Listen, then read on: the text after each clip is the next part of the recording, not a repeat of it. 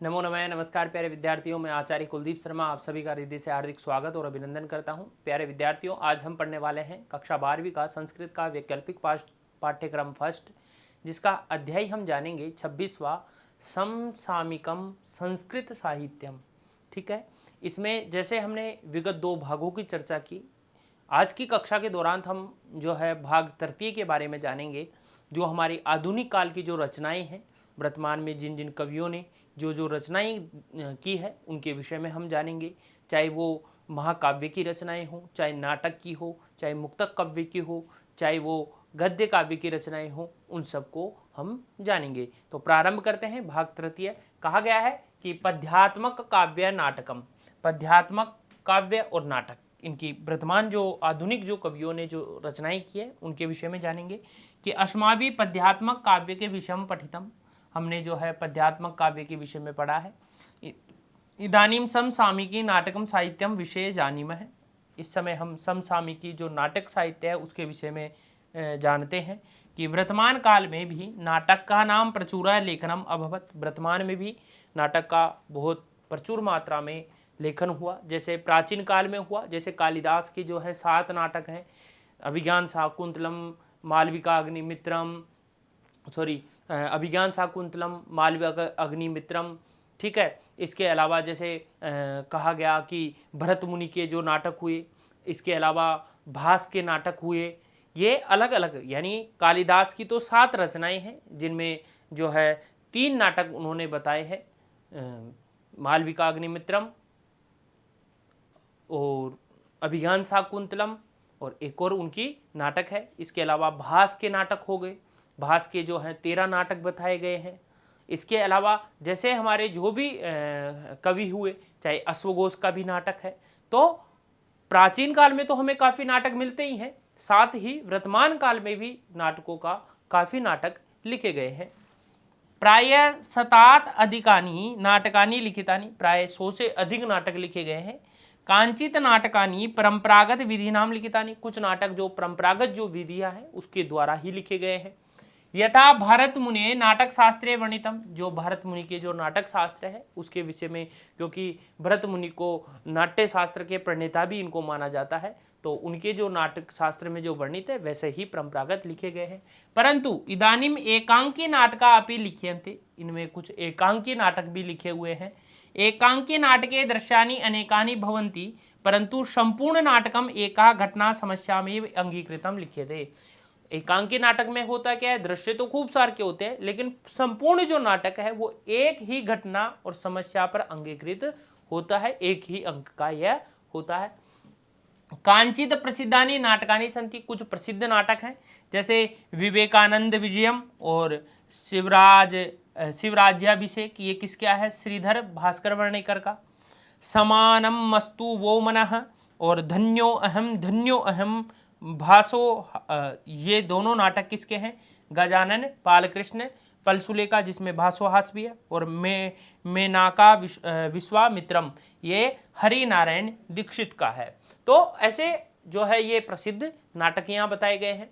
इसके अलावा एकांकी नाटकानी में तो पंडित समाराव द्वारा, जो पंडित समाराव है उनके द्वारा 4 त्रयंकात्मकानि सप्त च एकांकी नाटकानि, 3 और 4 और 3 एक अंक वाले, यानी कुल 7 जो है एकांकी नाटक उन्होंने लिखे हैं। किसने, पंडित समाराव के द्वारा। अभिराज राजेंद्र मिश्र महोदय के द्वारा अनेक एकांकी नाटक लिखे हुए हैं। पलसुल महोदय के द्वारा अथा तो ज्ञानेश्वर अभूत नामना लघु नाटक संग्रह प्रकाशिता, इनके द्वारा जो विरचित है अथा तो ज्ञानेश्वर अभूत नामना जो लघु नाटक है संग्रह प्रकाशित है, किसका, पलसुल महोदय का। इसी प्रकार जो नोदनाथ मिश्र के द्वारा नवमालती एकांकी नाटक है, जो है कौन है, नोदनाथ मिश्र के द्वारा। अपि प्रसिद्धम, ये भी प्रसिद्ध है। एतेषाम नाटका नाम समय समय मंचनम अपि भवति, इन नाटकों का समय समय पर क्या होता है, मंचन भी होता है, यानी मंच पर इनको जो है प्रस्तुत भी किया जाता है। चंपू काव्य, देखो चंपू क्या होता है, गद्य और पद्य, ये जो गद्य काव्य है ना, गद्य काव्य प्लस पद्य काव्य, गद्य और पद्य दोनों काव्यों का जो मिश्रण है, इन दोनों का जो मिश्रण है वो क्या कहलाता है? चंपू। चंपू काव्य वो कहलाता है। गद्य पद्य का मिश्रण जिसमें हो वो काव्य चंपू काव्य कहलाता है। गद्य पद्य में काव्यम चंपू, गद्य और पद्य में जो काव्य होता है वो चंपू कहते हैं उसको। पडरीनाथ आचार्य गलगली द्वारा त्रीणी चंपू काव्यानि रचितानि, जो पडरीनाथ आचार्य गलगली है उनके द्वारा 3 चंपू काव्य रचे गए हैं। पवन पावन चंपू, सत्य ध्यान विजय चंपू और श्री शंभु विजय लिंगेश्वर चंपू। ये 3 चंपू काव्य किसके द्वारा? पडरीनाथ आचार्य के द्वारा लिखे गए हैं। जयमंत्र मिश्र महोदय के द्वारा महामानव चंपू भारतस्य गौरव गाथा जीवन दर्शनम च प्रस्तुत करोति। जो महामानव जो चंपू है इसमें भारत की गौरव गाथा, उसका जीवन दर्शन प्रस्तुत करता है। किसका? जयमंत मिश्र महोदय का जो महामानव चंपू है ये भारत की गौरव गाथा जीवन दर्शन प्रस्तुत करता है। इसके अलावा गद्य काव्य है। गद्य काव्य आपने देखे होंगे कि कुछ गद्य काव्य भी लिखे गए हैं जिनमें कथाएं होती है, ठीक है, जैसे कादंबरी हो गया, गद्य काव्य है, ठीक है। गद्य पद प्रयोग बंधनम न भवति, गद्य में पद का यानी जो पद्य है उसका बंधन नहीं होता, मतलब ये छंद रहित जो होता है वो गद्य होता है इसमें। लेकिन गद्य जो है इसको जो है कवि होता है, कवियों की कसौटी कहा जाता है। इसमें समास इत्यादि की बहुलताएं होती है इसमें। अतः गद्य लेखक स्वतंत्र भवति, गद्य लेखक स्वतंत्र होते हैं, परंतु गद्य अपि चमत्कार भवति, गद्य भी चमत्कार होता है। अतः गद्य लेखने एवं कवि परीक्षा भवति, गद्य लेखन कवि की परीक्षाएं होती। मैंने कहा ना गद्य निक्साम जो है बदती, गद्य कविनाम निक्साम बदती, यानी कवियों की कसौटी कहा जाता है गद्य को, हर कोई नहीं लिख सकता। कांचित आधुनिकानी गद्य काव्यानि, कुछ आधुनिक गद्य काव्य हैं जिनमें काव्य और लेखक है। द्वासुपर्णा, ध्यान रखना मोस्ट भी है ये। द्वासुपर्णा किसकी रचना है? तो डॉक्टर रामजी उपाध्याय की है द्वासुपर्णा। और रईशः ये डॉक्टर रामकरण शर्मा जी की है। और गुहावासी ये सत्य प्रकाश सिंह जी की है। द्वासुपर्णा पूछी गई है तो रामजी उपाध्याय की है। अनेक कथा संग्रह अपि सन्ति, और अनेक कथा संग्रह भी है जैसे काव्य और लेखक। कथा पंचकम ये पंडित समाराव का है। ग्राम ज्योति कथा संग्रह जैसे वन माली विश्वास का है, ठीक है। तो ये अनेक कथा संग्रह है। इसके अलावा अनुदित साहित्यम, अनुदित साहित्य मतलब ये होता है, मान लो जैसे आपने किसी साहित्य को संस्कृत में लिखा और उसको किस में अनुदित कर दिया, उसकी भाषा हिंदी में कर दी, ठीक है, या अंग्रेजी में कर दी। तो अनुदित कुछ ऐसे साहित्य हैं जिनको अन्य भाषा में क्या किया गया? अनुदित का मतलब होता है अनुवाद। क्या होता है? अनुवाद किया गया अन्य भाषा में।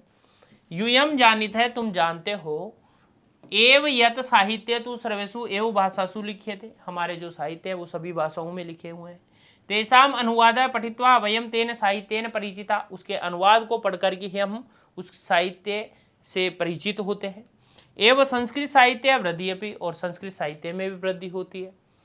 केचन अनुदित ग्रंथा निम्नलिखित सन्ति, कुछ अनुदित ग्रंथ है जैसे रविंद्रनाथ ठाकुर का ग्रंथ है गीतांजलि, जिसके अनुवाद करता है संस्कृत अकादमी। किसने किया? संस्कृत अकादमी ने।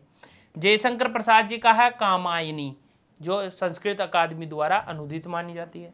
धर्म ग्रंथों में जैसे कुरान या बाइबल, इसको बनेश्वर पाठक जी ने क्या किया? इसको अनुदित किया संस्कृत में। तेनालीराम जो कथा है उसको ओम प्रकाश ठाकुर जी ने जो है अनुदित किया है। एवं अनेक प्रसिद्ध ग्रंथ इदानी संस्कृत भाषायाम अनुदिता, बहुत सारे के ऐसे ग्रंथ हैं जो संस्कृत भाषा में अनुदित किए गए हैं।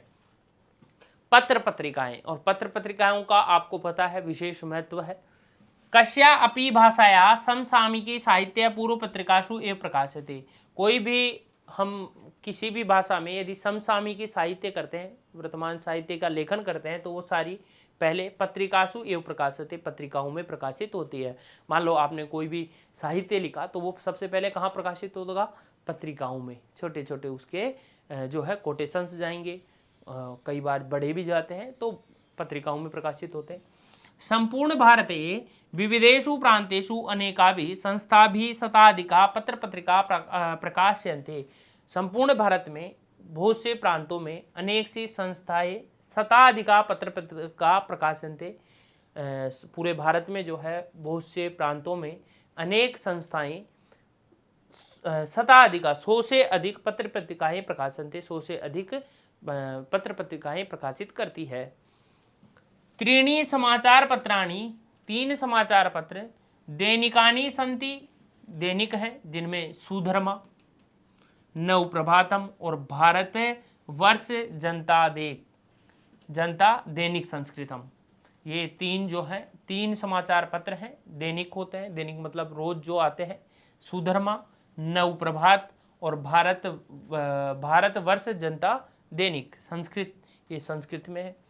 चतस्र पत्रिका 4 पत्रिकाएं साप्ताहिका सन्ति, सप्ताह में एक बार आती है। दैनिक का मतलब जो रोज आए, जैसे हमारे राजस्थान पत्रिका दैनिक भास्कर रोज आते हैं, वैसे ही है संस्कृत की सुधर्मा, नवप्रभात और भारत वर्ष जनता दैनिक संस्कृत, ये जो है ये 3 जो पत्रिकाएं हैं ये हमेशा रोज आती है। 4 पत्रिकाएं सप्ताह में एक बार आती है, साप्ताहिक जिनको कहा जाता है। एवं कश्चन पत्रिका मासे, कुछ पत्रिकाएं मास में मासुदे यानी पखवाड़े में आती है, 15 दिन में एक बार। कोई मास त्रयवा प्रकाशते, कोई महीने में 3 बार प्रकाशित होती है, ऐसे अलग अलग। कोई मास में एक बार होती है, कोई मास में 2 बार, कोई मास में 3 बार, ऐसे अलग अलग पत्रिकाएं प्रकाशित होती है। एतेषु पत्रिकासु विविधाः समाचाराः शोधकार्याणि कविता धारावाहिक रूपेण पद्य काव्यानां गद्य काव्यानि च प्रकाशन्ते। इन पत्रिकाओं में जो पत्रिकाएं आती हैं इनमें विविध समाचार अनेकों समाचार, शोध कार्य जो किए जाते हैं उस दौरान वो, कविताएं धारावाहिक के रूप में, पद्य काव्य गद्य काव्य आदि प्रकाशित होते हैं। भारतीय विश्व संस्कृतम, अर्वाचीन संस्कृतम, चंदा मामा, संभाषण संस्कृतम, विश्व भाषा, संस्कृत मंजरी इत्यादि भी पत्रिका विशेष रूपेण लोकप्रिया सन्ति। इत्यादि जो पत्रिकाएं हैं वो विशेष रूप से प्रसिद्ध है। कौन कौन सी है? भारतीय विश्व संस्कृतम, अर्वाचीन संस्कृतम, चंदा मामा, संभाषण संस्कृतम, विश्व भाषा, संस्कृत मंजरी इत्यादि, ये सारी पत्रिकाएं विशेष रूप से लोकप्रिय है।